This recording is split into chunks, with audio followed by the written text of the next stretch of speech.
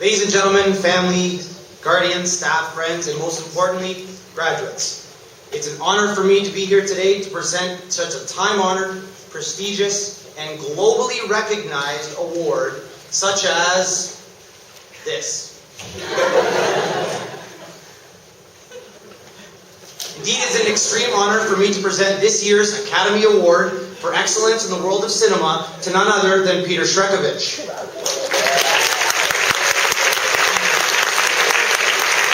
Now, before I present the award to Peter, I would be remiss to not recognize some of the other talented actors we have in the graduating class in the evening, in the audience this evening. We have Virginia Kilbertis from The Pianist. We have Adam Sylvester from Mr. Baseball. We have Carl Wang from Dazed and Confused. We have Faiha Fariz, Caleb Goff, Emily Ng, and Daniel Wong, who are all members of the A-Team. Thank you. And finally, we have Mr. Whidden and Mr. Semino from Grumpy Old Men. Indeed, tonight we are surrounded by many deserving stars, but perhaps none shines brighter than our winner, Peter Shrekovich. Now, tonight is a very rare occasion, as Peter's being awarded with not one, but 5 Oscars in a variety of categories. Firstly, Peter is recognized as the best actor in a lead role, as he has starred as a leader in many sporting arenas. Peter was the starting goaltender for the junior and senior soccer teams, was a member of the South Region Senior Boys Gold Medal Swim Team, and was nominated for Senior Athlete of the Year at last year's athletic banquet. On and off the field, Peter led with heart, confidence, and commitment. While extremely comfortable being the star, perhaps what makes Peter so special is that he's willing to not only share the spotlight, but stay in the shadows himself. For this reason, Peter is also nominated for his second Oscar. I don't have a Best Actor in a Supporting Role. Peter faithfully served as a peer buddy for 2 years, where he helped mentor and support junior students. Additionally, in his final year of high school, Peter took it upon himself to coach the senior girls soccer team, where he dedicated himself to practices and games in order to help instruct and guide our female athletes. Although Aiden Small is still convinced he was just trying to find a date for prom. Now, Peter's talents are certainly not limited to just athletics. On the contrary, Peter is quite well-rounded and has a gift and a passion for music, which is why he's won his 3rd Oscar for Best Original Score.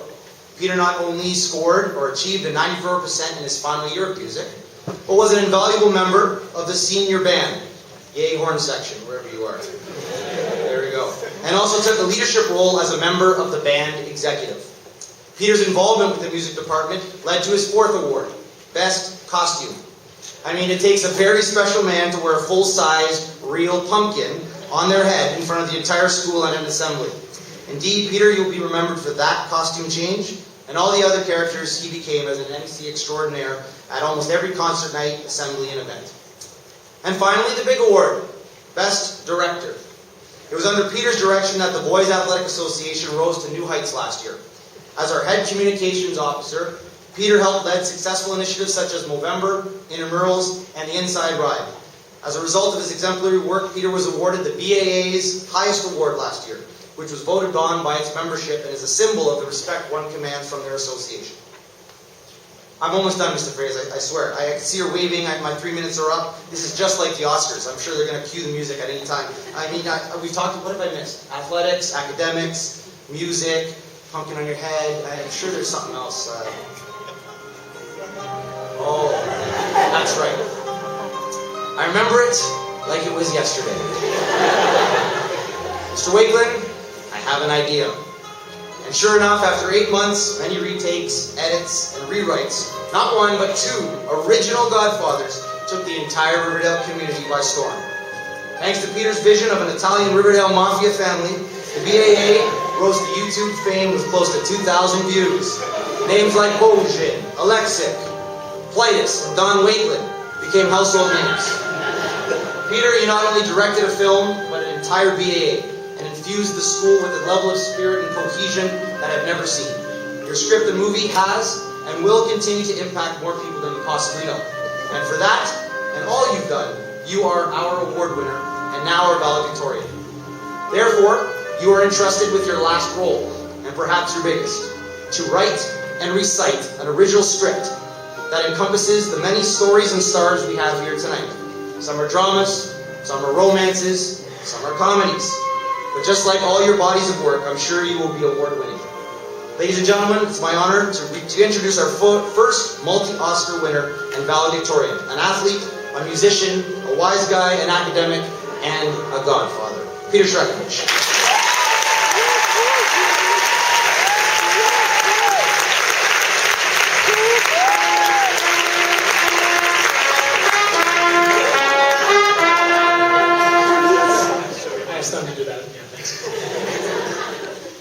First, I'd just like to thank the Academy.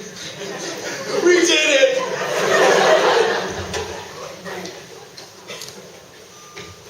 See, right now it's 9 o'clock. I have a running bet with the other board members that this will end at 11:15, so I got some time. Just warning you. But I'd like to welcome you all. My friends, my classmates, teachers, staff, my family, and all the other families that are here too. And, of course, who could forget the lost voters that stumbled in here by accident from the polling station? My advice to you, take a seat. Maybe you'll like what you hear. Good dreamer? Maybe? When I first sat down and started writing this speech, I wanted to make it a classic, a masterpiece, a true epic in every sense of the word. A thing of beauty that would bring tears to your eyes, pride to your hearts, and send a genteel shiver down your spines. Unfortunately, it's a lot harder than it sounds. So instead, I found speeches from the past and from movies, and I don't want to say ripped off. No.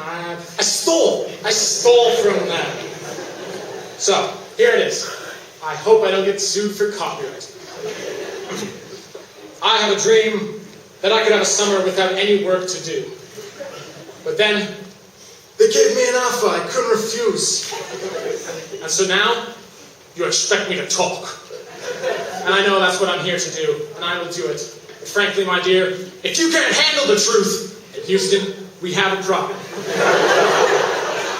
Because they may take our lives, but they'll never take our freedom! Yes, that didn't work out so well. So partway into the speech, I realized that today is not about my speech, however much I want it to be or think it is. And it's not even about that pretty piece of paper with your name on it saying, "Good job, you did it." It's certainly not about telling your friends about certain aspects of Frosh Week. No. What today is about is to remember. And I know I'm about 5 weeks early for that speech, but, just bear with me. Now, today is about remembering our 4 years at Riverdale. And if you've been here for more than 4 years, just play along. Thanks. Remember, my job is to make you remember. And you will remember. Now, I'm a reasonable guy. I can understand that 4 years is a long time. You might not remember it all. So, I'm just going to jog your memory with some things that happened while we were at Riverdale. In those 4 years, we had the first time Canada won an Olympic gold medal on home soil. We had the first time Spain won a FIFA World Cup. Cheers. We had Barack Obama take presidential office in the United States. And we had a much less interesting federal election here in Canada. Now, of course, if politics isn't quite classy enough for you, then recall that during those 4 years, Jersey Shore was created and brought to us the world of fist pumping and spray on tan. Yeah, 4 years is a long time. Well, unless you're a Leafs fan, and then it's just the tip of the iceberg. It's a titanic-sized way for playoff success. But those aren't the things I mean. No. You gotta remember all the awesome times and things you did with those people at that place. Yeah, you remember. Yeah. But mostly, it's to remember you're surviving. Because really, come on, what is school other than a survival test? You survived the quizzes, the assignments, the essays, the projects we really didn't understand, and of course, the tests. The tests ranging all the way from, what a joke, up to evil, sinister, diabolical, and then to the highest difficulty of tests, the highest level. A level that makes you start to sweat as you read the first question. A level that makes you pull at your hair, feel fear gurgle in the pit of your stomach, and have a sudden irresistible urge to set yourself on fire and jump from a high window. This is the type of level that would make Stephen Hawking stand up and scratch his head. This is the type of level that nearly violates the Geneva Convention. This is the type of level that would make Joseph Stalin cry like a little girl. Wooden level. But we survived. We survived through the procrastination, through the all-nighters to get her done. Now we're free to survive life on our own. Now, once we learned how to survive, we get to the real reason. The really real reason why we're at school. To learn, I guess. And despite all our best efforts to avoid doing so, we actually have learned a lot in 4 years. But I'm not talking about how to write essays properly, or do calculus, or learn tricks for oral presentations, or any of that completely useless stuff that we will never use in our entire lives. Especially not right now. No. We learned the important things. The life lessons. Yes, in 4 years, we learned that providing someone as photogenic as Michael Alexich with a bright pink Speedo is a very bad idea for those eyes. In 4 years, we learned that for Miss Flood, there is no excuse good enough to miss band rehearsal. Ever. We learned that if you ever need someone to control an underground criminal empire, to look no further than your gym teacher. Mr. Wakeman. Don Wakeman. Sorry. And I know the swim team learned that although sometimes we don't remember why we go to those morning practices, winning always brings back the reason. Yeah. And of course, probably the most valuable, we learned that if there is a line for Breakfast Club, you better believe they got chocolate milk. Yeah, we learned a lot of very important things. I hope you guys are writing this down. This is free insight. Okay, but seriously, we learn things every day of our lives. Just yesterday, we learned that we can lose great visionaries in the blink of an eye. So, from Steve Jobs, we learned that the only way to do great work is to love what you do. If you haven't found it yet, keep looking and don't settle. We learned some pretty important things. And not only have we gained a lot of quality blackmail over the years, we've gained a lot of quality friends, too. Because really, really, what is the reason for school? Other than to make friends and see them every single day. How many of the people here would you be friends with if it wasn't for school? How many of you came here today just to see the friends you hadn't seen in a while? Me, yeah.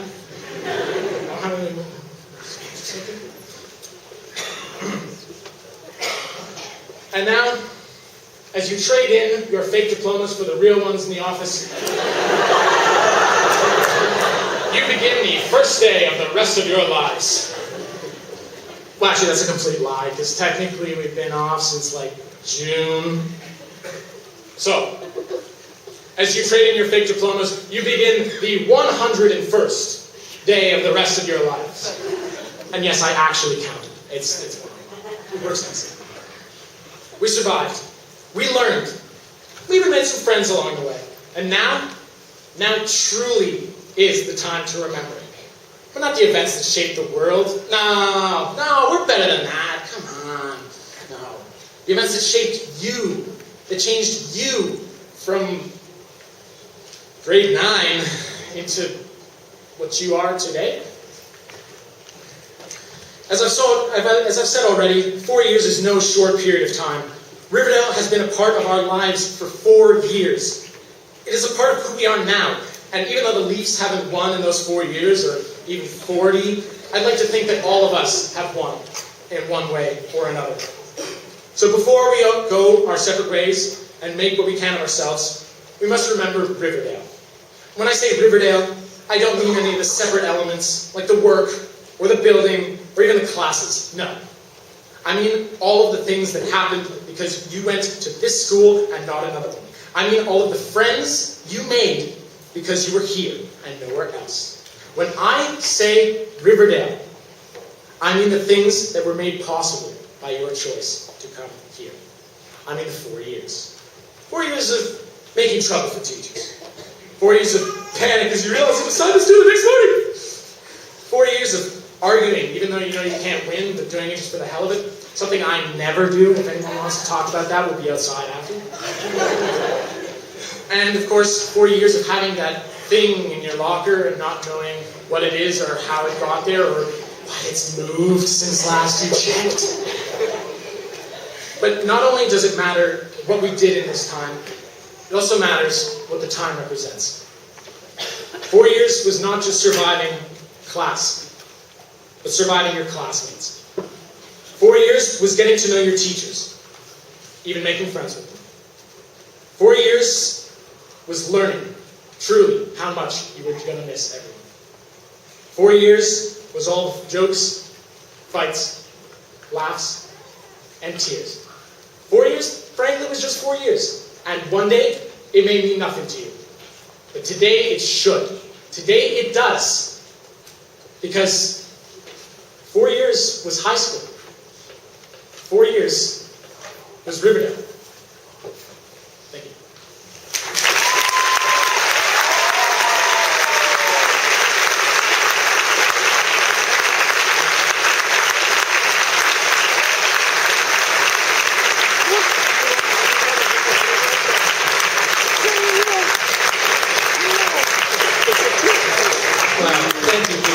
Fabulous speech. Humorous, insightful, meaningful. It gave some of us goosebumps.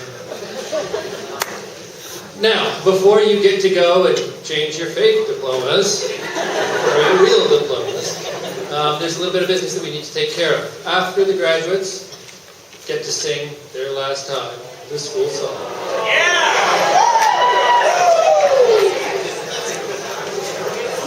There'll be a recessional. Following the recessional, the platform party will leave, the graduates will leave. Come roll, please. And then we ask that all the members of the audience come and join us in the atrium for refreshments and celebration. I'd ask that when you go out there, you take a quick look at the cake. There's a cake out there that was created in honor of the graduates by one of our current students, Lee Jong, our own cake boss. Definitely worth a look.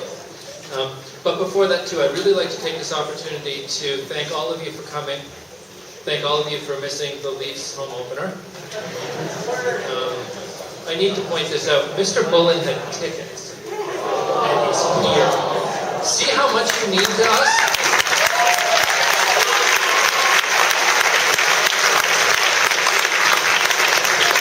And I need to thank some people. There's dozens and dozens of teachers and support staff who put hours and hours into this evening. Not just in the classroom, I'm talking about in getting ready for this evening. I'd specifically like to thank a couple of people, members of our support staff, Ms. Lisa Crocco, Ms. Betty Crowell, and Ms. Carolyn Switzer. I'd also like to thank Ms. Rebecca Singles, our Vice Principal, for everything she's done. But most importantly, I'd like to thank Ms. Erica DeFreitas, who's probably put in well over 100 hours to make sure that we have this.